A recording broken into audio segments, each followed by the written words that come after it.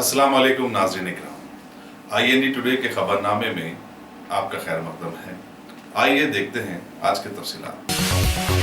हैदराबाद में अमेरिका के नए कौंसल जनरल जोएल राफमैन ने आज चीफ सेक्रेटरी एस के जोशी से मुलाकात की और मुख्तलिफ उमूर पर बातचीत की। उन्होंने बताया कि अमेरिकी यूनिवर्सिटियों में रियासत से ताल्लुक रखने वाले हजारों तुलबा को दाखिला मिल रहा है। नीज तेलंगाना रियासत के साथ तिजारती ताल्लुकात भी मुस्तहकम हो रहे हैं। उन्होंने कालेश्वरम प्रोजेक्ट की तकमील पर चीफ सेक्रेटरी को मुबारकबाद दी। टीआरएस के एमएससी कन्ना प्रभाकर खानोसास काउंसिल में चीफ व्हिप मुकर्रर किए गए हैं। उन्होंने आज लेजिस्लेटिव पार्टी के दफ्तर में अपने ओहदे का जायजा हासिल कर लिया। इस मौके पर रियासती वज़रा महमूद अली, इंदिरा कर्नल रेड्डी, साबिक वजीर एन नरसिम्हा रेड्डी और दीगर अरकान असम्बली व काउंसिल भी मौजूद थे। उन्होंने इस ओहदे पर तकर्रुर के लिए चीफ मिनिस्टर के चंद्रशेखर राव से ज़ाहिर तशक्कुर किया। तेलंगाना स्टेट वक्फ बोर्ड के अहदेदारों का एक खुसूसी इजलास आज सदर-ए-नशीन मोहम्मद सलीम की सदारत में मुनक्किद हुआ, जिसमें वक्फ जायदादों के तहफ़्फ़ुज़ से मुताल्लिक़ मुख्तलिफ अहम उमूर पर तबादला ख्याल किया गया। सदर-ए-नशीन वक्फ बोर्ड मोहम्मद सलीम ने बताया कि संगारेड्डी में कब्रिस्तान और मस्जिद के राजी को सड़क की तोसी के बहाने सड़क में शामिल कर लिया जा रहा था, जिसकी इत्तला पाते ही फौरी CO को मुतहर्रिक कर दिया गया और इससे मुताल्लिक़ कार्रवाई करने की हिदायत दी गई। उन्होंने जिला कलेक्टर और मुतअल्लिक़ अहदेदारों को हिदायत दी कि वो दरगाहों, मसाजिद, आशुरखाने और कब्रिस्तानों वगैरह जैसे हसास नौइयत की हामिल इमारतों और उनके राजा पर बेजा मदाखलत न करें, जिसकी वजह से अमन ज़ब्त के मसाइल पैदा हो सकते हैं। मोहम्मद सलीम ने मीडिया को नुमाइंदों से बातचीत करते हुए मजीद कहा कि बालापुर में औक़ाफ़ी जायदादों के तहफ़्फ़ुज़ व हसूल के लिए सीनियर एडवोकेट्स की खिदमत ली जा रही हैं। उन्होंने इस बात का एतराफ़ किया कि वक्फ बोर्ड में स्टाफ की शदीद किल्लत है और इसके लिए अनक़रीब मुस्तकिल बुनियादों पर तक़र्रुरात किए जाएंगे। ऑफिसर्स को बुलाए। संगारेड्डी में जो है मस्जिद को रोड वेंडिंग में मस्जिद ग्रेवयार्ड्स ले रहे थे, तो परसों रात में CO साहब को बोल के हम लोग इमीडिएट मस्जिद और ग्रेवयार्ड्स जो है ना रोकना बोल के हम लोग इमीडिएट वो एक्शन लेके रुकाए और उन लोगों को बुलाए और कलेक्टर को लेटर दे दिए कि ये अवार्ड कैसा पास करे हमारे बगैर परमिशन के बोल के। तो कलेक्टर भी रुका दिए उसको। कलेक्टर, RDO, आज RDO भी आने वाले थे। RDO कुछ उनकी मदर का कुछ प्रॉब्लम है, क्या है नहीं मालूम, तो उन्होंने नहीं आए। इंशाल्लाह जो है वहाँ पर कोई भी वही संगारेड्डी बोल के नहीं है, पूरे तेलंगाना स्टेट में हो या पूरे इंडिया में हो, मस्जिद, दरगाह, ग्रेवयार्ड्स और आशुरखाना, ये 4 चीज़ों को कोई भी डिस्टर्ब नहीं कर सकते। रोड वेंडिंग भी है तो बाजू से चले आना रोड। अब मंदिर हो या मस्जिद हो, कुछ भी हो, बाजू से जाते ना भाई, सेंटर में आती आने तो नो प्रॉब्लम, मगर उसको तोड़ के आप जो है ना रोड वेंडिंग करेंगे तो पब्लिक खामोश नहीं बैठती, पब्लिक बिल्कुल फिसाद हो जाता उससे। इससे जो है ना बहुत से दुश्वारियाँ होते, लिहाजा वो चीज़ छोड़ना बिल्कुल छोड़ के आप बाजू से काम कर लेना है। वो सर आप तो काम तो बड़ा अच्छा कर रहे हैं, लेकिन बाज़ कामों पे एकदम लेजीनेस दिखाया जा रहा है। लेजीनेस क्या है, थोड़ा स्टाफ बालापुर में जो ऑलरेडी चल रहा है थोड़ा नहीं अभी वो बालापुर के लिए भी हम लोग सीनियर एडवोकेट को रखे रोशनउद्दौला में, और कल प्रकाश रेड्डी को अपॉइंट करें हम लोग। 4 शंबे को केस आ रहा, सीनियर एडवोकेट्स को रख के जहाँ भी हमारे बड़े प्रॉपर्टीज़ है, प्रॉपर्टीज़ जो हमारे स्टैंडिंग काउंसिल के बस का नहीं है, हम सीनियर एडवोकेट्स को अपॉइंट करके जो है ना हम वो केस को हासिल करेंगे और हमारी चीज़ हमको रहेंगी इंशाल्लाह। वफ़ प्रॉपर्टी ऑलवेज वफ़ रहती, क़यामत तक वफ़ रहती। अगर कोई ब्लैकमेलिंग करके कोई बदमाशी करके करा तो टेम्परवरी कर सकता उन्हें, वफ़ प्रॉपर्टी क़यामत तक वफ़ रहती हो उसके। अब आजकल तो जो है ना कानून भी ऐसा है कि उसको रजिस्ट्री भी हम कैंसिल करा सकते हैं, हम कोर्ट आर्डर दिया सो है हमारे को। तो इंशाल्लाह जो है ना वो पहले के वैसा नहीं है, अब बिल्कुल हम स्ट्रिक्टली जा रहे हैं। अभी वो कई ज़मीना जो है कम लीज पे दिए हुए थे, उसको भी हम रिव्यू करके हमारे डायरेक्ट मैनेजमेंट में लेने के लिए हम लोग हर चीज़ देख रहे हैं अभी वो। तो इंशाल्लाह ताला वो जल्द से जल्द एक चीज़ हम लोग वॉच करके एक चीज़ को हासिल करेंगे हम लोग। मैं जब तक भी हूँ वक्फ बोर्ड में इंशाल्लाह वक्फ प्रॉपर्टी को डैमेज होने नहीं देंगे इंशाल्लाह। आपको बार इत्तला करने के बावजूद भी वहाँ पे मस्तान साहब को दरगाह में अभी भी मौजूद है, वहाँ पे इतनी धानियाँ हैं, आपको प्रूफ के साथ बता सकते हैं। कल मस्तान साहब को भी बुलाएंगे, कल बुला के नहीं बुला के दूसरों को अपॉइंट करने की कोशिश करेंगे। रिटायर्ड पर्सन है तो उन्होंने अपनी मनमानी कर रहे हैं। नहीं इंशाल्लाह उनको भी वहाँ से बर्खास्त करने की ये करेंगे हम, क्योंकि गलत काम को तो किसको भी हम बर्दाश्त नहीं करते हम। अभी आप देखें आप कितने लोगों को मैं क्या बात करा क्या नहीं करा, क्योंकि हम पानी के भी रवादार नहीं है ना चाय के रवादार है। हम अल्लाह के वास्ते यहाँ खिदमत कर रहे हैं और अल्लाह के वास्ते काम करेंगे। हम चेयरमैन रहो या ना रहो, इंशाल्लाह ताला लैंड ग्राब वालों की तो बैंड बजाएंगे हम इंशाल्लाह, समझे अच्छा हम। काम कर रहे हैं, लेकिन मस्तान साहब की जो कंप्लेंट है उसमें आप उस पर एक्शन इमीडिएट क्यों नहीं लेते? बराबर इधर सुनो आप, मस्तान ने और कोई भी बड़ा आदमी भी है तो उस पर एक्शन लेते हैं हम, क्योंकि वफ़ एक्ट इतना पावरफुल है, सेंट्रल एक्ट ये, उसके तहत हम बराबर लेंगे। कोई भी गलत काम हुआ तो हम छोड़ेंगे नहीं किसको भी। और एक बात ये है सर, ये बंद करो न्यू जनरेशन को, बच्चों को अपॉइंट्स के लिए है, क्योंकि वक्फ बोर्ड में एम्प्लॉयज़ नहीं है, एक जो भी है वो लोगों को सस्पेंड किया गया है। फिर अब अगर कोई नहीं है तो फिर यहाँ पे काम कौन करेंगे? किसको सस्पेंड किया गया? तकरीबन लोग सस्पेंड है जो परमानेंट एम्प्लॉय है, तो टेम्पररी अभी किसी को नहीं है, तो अभी वक्फ बोर्ड में कम एम्प्लॉयज़ है, तो इसके नहीं। बारे में आप कुछ सोचे? गलत काम करे, सस्पेंड नहीं करे तो और उन लोगों की जरूरत बढ़ जाती और गलत काम करते। बोलने का मतलब सुनिए इधर आप, वही मतलब है, इधर सुनो इधर आप। 250 लोग सस्पेंड हो चुके हैं, लेकिन अभी जो एम्प्लॉयज़ है वो अभी स्टाफ कम है, तो स्टाफ जब आपके पास नहीं रहेगा तो फिर काम कौन करेगा? नहीं देखो आप, न्यू जनरेशन को अपॉइंट करने की सोच रहे हैं आप? बदमाश लोगों को रख के तो काम नहीं कर सकते, चोरों को रख के। जो अगर गलत करेंगे उसको बराबर उसको पनिशमेंट देंगे, उसको सजा देंगे हम बराबर उसको, वक्फ बोर्ड की तरफ से जो है। क्योंकि सही काम करो, सीधा तनख्वाह ले रहे, कहीं की ले रहे, सही काम करने की ले रहे ना, तो गलत काम को तो कोई भी बर्दाश्त नहीं करेंगे हम। सुने अब, और एम्प्लॉइज़ भी जो है ना, इंशाल्लाह जल्द से जल्द थोड़े एम्प्लॉइज़ को भी हम लोग अपॉइंट करेंगे, पेपर में नोटिफिकेशन डाल के करके। ये थोड़ा असेंबली चल रही थी, थोड़ा सीएम साहब से मीटिंग करके एक 50 एम्प्लॉइज़ लेना ही लेना है हमारे को, डेली वेजेस पे हो या कंसिडर पे हो, कैसा भी लेंगे हम लोग। अच्छे बच्चों को लेके जो ना उनको इनकरेज करके इंशाल्लाह उनको एक तो जॉब भी मिलेगा, दूसरी चीज़ काम भी चलेगा भाई। New generation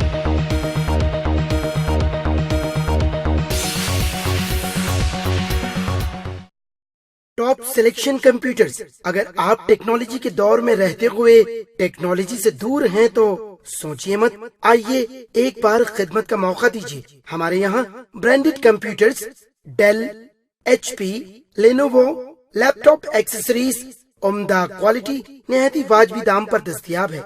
school, college, corporate, office वगैरह में बल्क क्वांटिटी में सप्लाई की जाती है।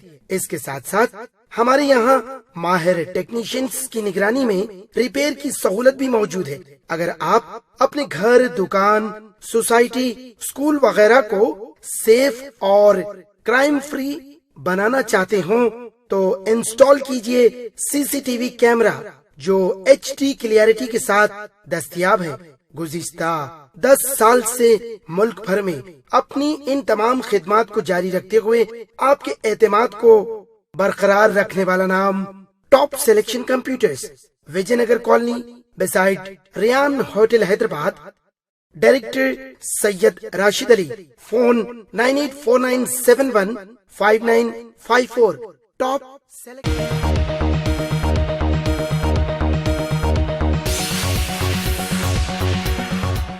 अगर आपने हमारे चैनल को सब्सक्राइब नहीं किया है तो आपको यहाँ सब्सक्राइब बटन दिख रहा है, उसे क्लिक करिए और सब्सक्राइब कीजिए, और साथ ही साथ बेल आइकॉन को भी क्लिक करिएगा, जिससे कि आपको ताज़ा अपडेट मिलते रहें।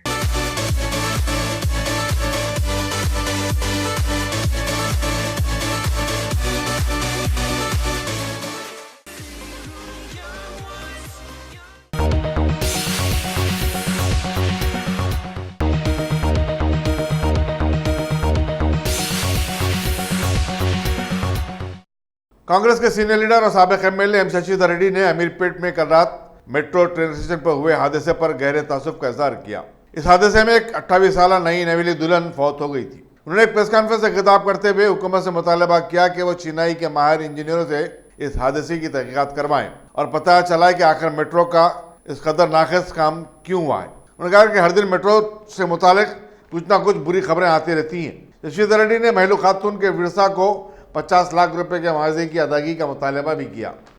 कल अमीरपेट मेट्रो स्टेशन के पास बारिश जब हो रही थी तो लोग अक्सर हम देखते हैं कि जब बारिश होती है लोग मेट्रो लाइन के नीचे आके स्कूटर पर, 2 व्हीलर्स पर चलने वाले मेट्रो लाइन के नीचे आके बारिश से बचने की कोशिश करते हैं। कल मेट्रो लाइन के ऊपर वो जो उसकी लाइन है ऊपर से जो जा रही है उसका एक सीमेंट का, कंक्रीट का बड़ा टुकड़ा ऊपर से गिरकर वहां नीचे खड़ी हुई एक खवातीन जो 1 साल पहले उनकी शादी हुई सॉफ्टवेयर के हैं, उनके सर पर गिरने से वहीं पर मौके पे मौत हो गई उनकी। बड़ी अफसोस की बात है कि इस तरह के वाकये हमको देखने को मिल रहे हैं। हैदराबाद मेट्रो एक हम जिसके शुरू कराने में कांग्रेस का हाथ रहा, हम बहुत कोशिश किए। पी जनार्दन रेड्डी, हम लोग मरहूम पी जनार्दन रेड्डी साहब लोग मिलकर शुरू किए थे इसके बारे में। मुझे जो बयान केटी रामाराव साहब जो अभी दूसरी बार फिर मिनिस्टर बने, उनका जो बयान है कि रिपोर्ट मंगाई, मैं इसको कंडेम करता हूं। एक लापरवाही की हद है, इंसानियत नजर नहीं आती इनके बातों में। पूरे हैदराबाद में 72 किलोमीटर लंबा मेट्रो लाइन 3 लाइन में चल रही है, कुल मिलाकर 72 किलोमीटर का है। आपका 30 किलोमीटर भी तैयार पहले फेज में हो गया था। 56 मीटर अभी चल रहे, 56 किलोमीटर का काम चल रहा है, हो गया है। बाकी 72 किलोमीटर की लंबी लाइन है। उसमें नागौर से अमीरपेट होते हुए रायदुर्ग जाने का 28 किलोमीटर की लंबाई है। जुबली बस स्टेशन से फलकनुमा जाने का 15 किलोमीटर की लंबाई है और मियापुर से एलबी नगर जाने का 29 किलोमीटर की लंबाई है। जब भी बारिश होगी, लोग बचने के लिए, जो 2 व्हीलर स्कूटर मोटरसाइकिल पे जाते हैं, बचने के लिए मेट्रो लाइन के नीचे खड़े होंगे। क्या इस डर के साथ, इस खौफ के साथ लोग वहां खड़े होंगे कि वो सही सलामत घर पहुंच सकेंगे या नहीं? इस खौफ और डर के साथ अगर हैदराबाद के वहां मेट्रो लाइन के नीचे जाते हैं, या इस तरह की खराब क्वालिटी की वजह से मेट्रो की सेफ्टी के ऊपर सवाल पैदा होते हैं, तो ये सही बात नहीं है। इसको बहुत ही सीरियस लेने की जरूरत है। हम डिमांड करते हैं कि IIT Indian institute of technology Chennai है, मुंबई है, उन लोगों से इसकी इंक्वायरी कराएं, इसकी कौन जिम्मेदार है, पूरी डिटेल रिपोर्ट मंगाए।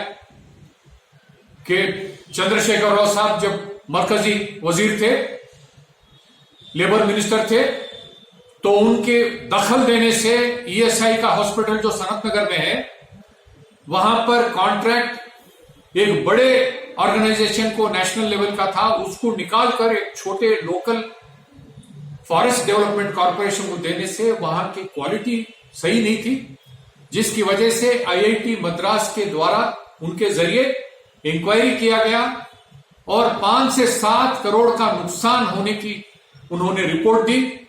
और उसके बुनियाद पर केसीआर साहब के ऊपर सीबीआई का केस अभी चल रहा है। वहां किसी का जान का नुकसान नहीं हुआ, सिर्फ क्वालिटी ठीक नहीं थी, उसकी वजह से ये इंक्वायरी हुई। यहां तो जान गई। और इससे हटकर आने वाले दिनों में नीचे चलने वालों को और मेट्रो में सफर करने के वालों के ऊपर, उनके लिए भी एक बड़ा ये मसला होगा। हैदराबाद की शान होनी चाहिए मेट्रो। इस तरह के इसमें क्या, किस वजह से इस तरह से कमियां दिख रहे हैं, कौन जिम्मेदार है, इंक्वायरी कराए और उनके ऊपर कड़ी कार्रवाई करनी चाहिए।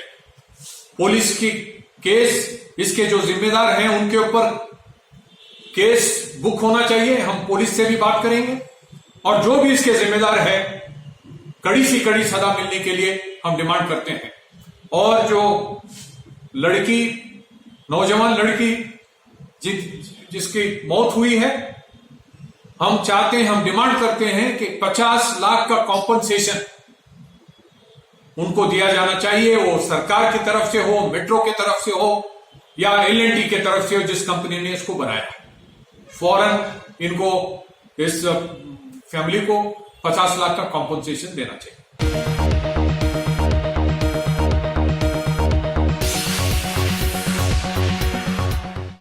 सीपीएल अमरपेट की एक टाटा सोमो कार रोड डिवाइडर से टकरा गई।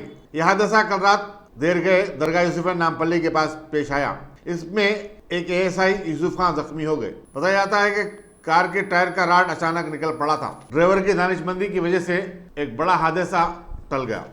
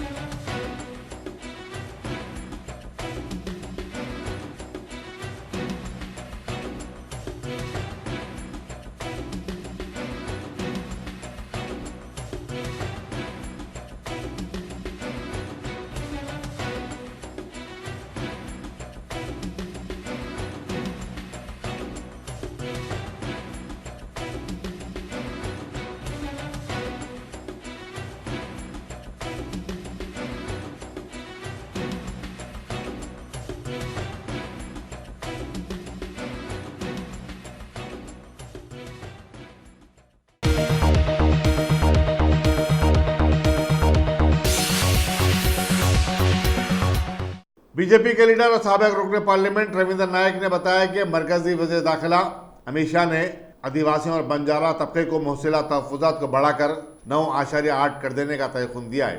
पार्टी ऑफिस में एक प्रेस कॉन्फ्रेंस से खिताब करते हुए रविंद्र नायक ने कहा कि रियासती हाईकोर्ट ने भी आदिवासियों और बंजारा तबके को तहफ़्फ़ुज़ात देने की हिदायत दी थी। उन्होंने रियासती हुकूमत से मुतालबा किया कि वो नए कायमशुदा तांडा कबायली पंचायतों को फाजिल फंड्स फराहम करें और उन्हें बाख्तियार बनाए। रविंद्र नायक ने हजरा, नलगुंडा, रंगारेड्डी, मेहबूबनगर और वरंगल में कबायली लड़कियों के लिए सेंट्रल रेसिडेंशियल स्कूल कायम करने की भी मांग की।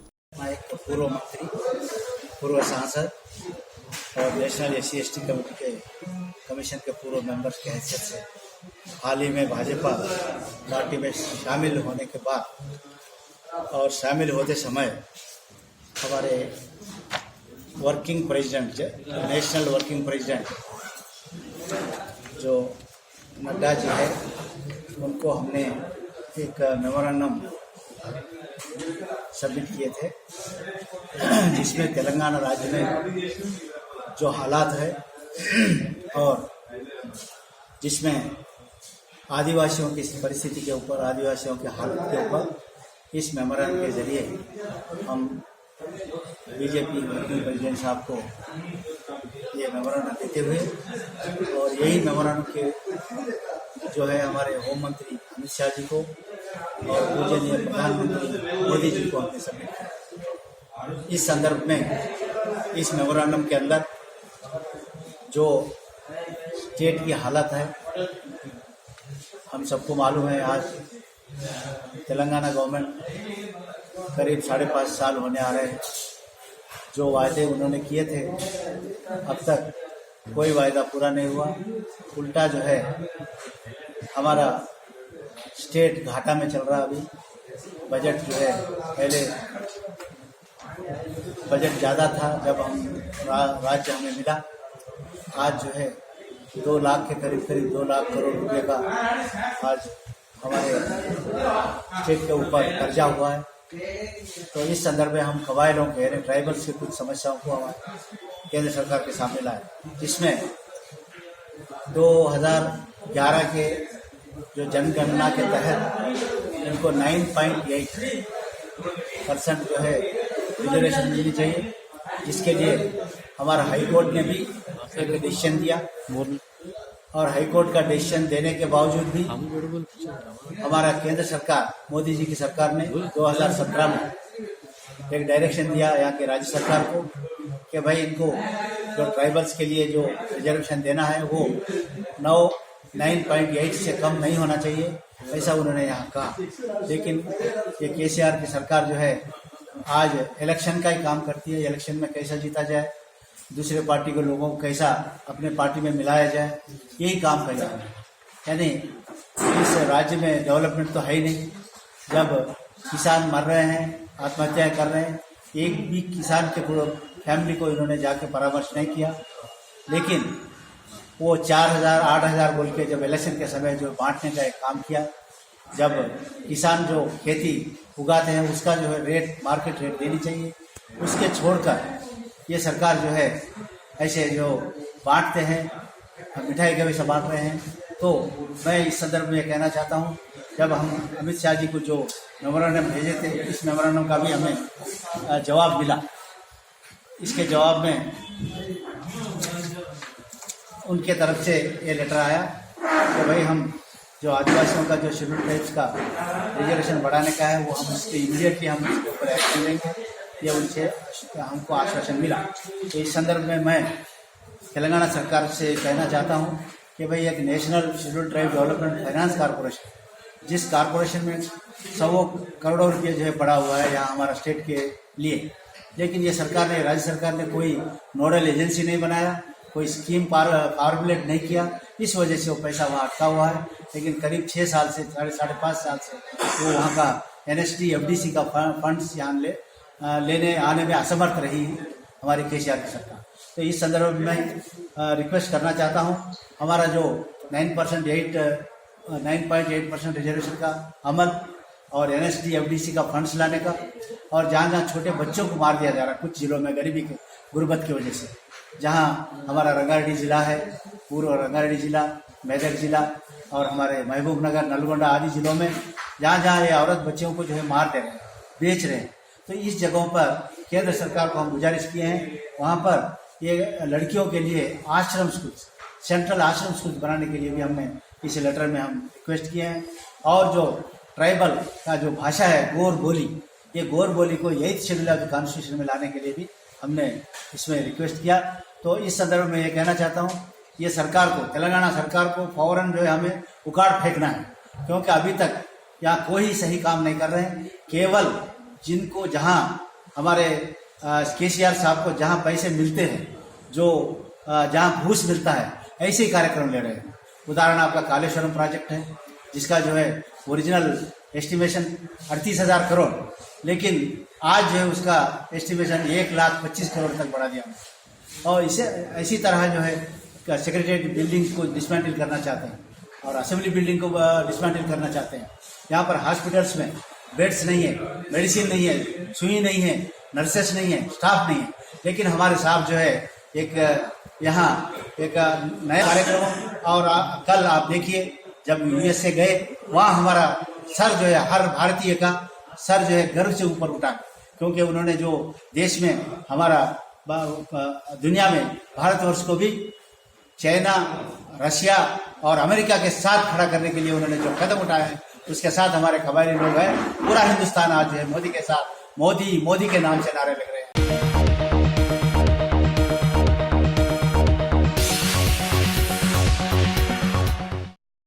टॉप सिलेक्शन कंप्यूटर्स, अगर आप टेक्नोलॉजी के दौर में रहते हुए टेक्नोलॉजी से दूर हैं तो सोचिए मत, आइए एक बार खिदमत का मौका दीजिए। हमारे यहाँ branded computers, Dell, HP, Lenovo, laptop accessories उम्दा क्वालिटी निहायती वाजबी दाम पर दस्तयाब है। स्कूल, कॉलेज, कॉर्पोरेट, ऑफिस वगैरह में बल्क क्वांटिटी में सप्लाई की जाती है। इसके साथ साथ हमारे यहाँ माहिर टेक्नीशियंस की निगरानी में रिपेयर की सहूलत भी मौजूद है। अगर आप अपने घर, दुकान, सोसाइटी, स्कूल वगैरह को सेफ और क्राइम फ्री बनाना चाहते हो तो इंस्टॉल कीजिए CCTV कैमरा जो HD क्लियरिटी के साथ दस्तयाब है। गुज़िश्ता 10 साल से मुल्क भर में अपनी इन तमाम खिदमात को जारी रखते हुए आपके एतमाद को बरकरार रखने वाला नाम top selection computers, Vijaynagar colony beside Riyan hotel, Hyderabad. Director Syed Rashid Ali. Phone 9849715954। Top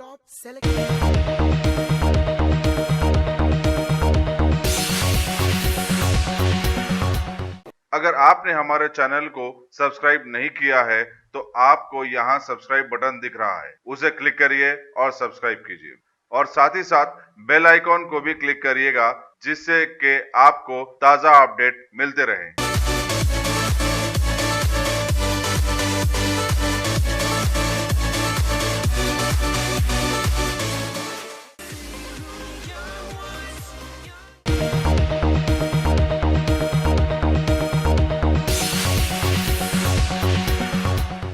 जिले खम्मम के मोजे गोलागुड्डम में एक हामिला खातून और उसकी सास उस वक्त हलाक हो गए जब उनकी कार जिसमें वो सफर कर रहे थे फिसलकर नागार्जुना सागर कैनाल में गिर गई।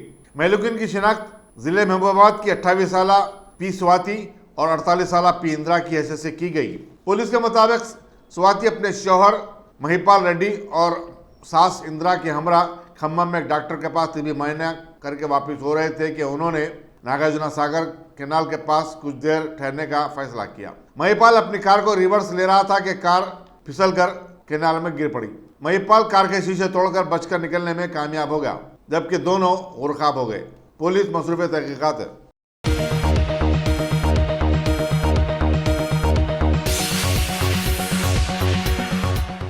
जिले कामारेड्डी के पटलम मंडल में कल रात खड़ी लारी को एक दूसरी लारी ने पीछे से टक्कर दे दी। इसके नतीजे में 2 अफराद बरसर मौका हलाक हो गए, जबकि दीगर 2 शदीद तौर पर जख्मी हुए। लारी ड्राइवर 39 साल गायकवाड़ और 29 साल क्लीनर शेख रिजवान हादसे के बाद गाड़ी बना रहे थे कि तेज रफ्तार लारी ने उसे टक्कर दे दी। दूसरी लारी का ड्राइवर सतीश और क्लीनर मंजीत शदीद तौर पर जख्मी हो गए, जिन्हें सरकारी दवाखाने में शरीक करवा दिया गया है। पुलिस मसरूफ तहकीकात है।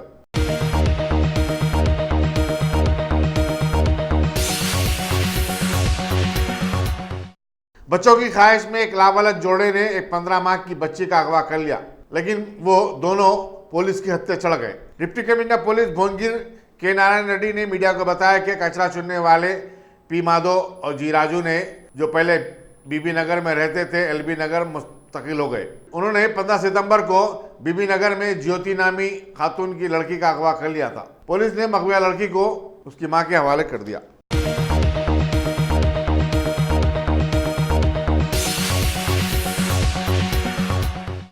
जिले संगारेड्डी में अमीनपुर लेक के पास एक खतरनाक सांप नजर आया, जो पहली बार 30 साल कबल 1976 में नागार्जुना सागर के पास नजर आया था। इसके बाद इसको नागार्जुना सागर रेसर का नाम दे दिया गया। 2016 में तिरुपति के करीब शीशाचलम जंगलात में भी ये सांप पाया गया था। 2013 में इसी ब्रीड का एक सांप किले गोलकुंडा में भी दिखाई दिया था।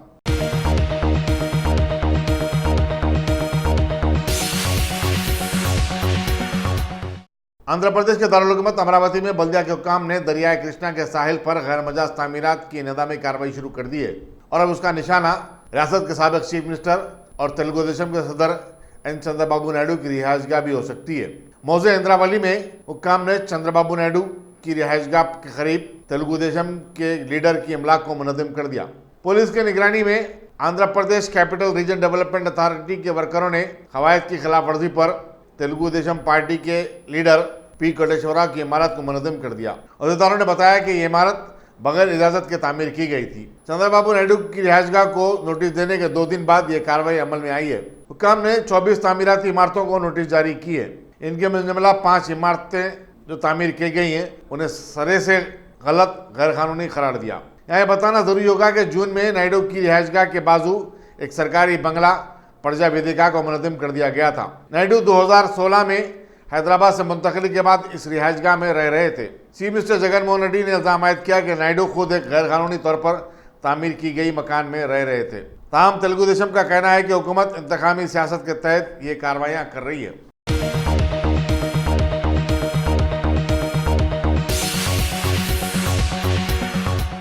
अगर आपने हमारे चैनल को सब्सक्राइब नहीं किया है तो आपको यहाँ सब्सक्राइब बटन दिख रहा है, उसे क्लिक करिए और सब्सक्राइब कीजिए और साथ ही साथ बेल आइकॉन को भी क्लिक करिएगा, जिससे कि आपको ताज़ा अपडेट मिलते रहें।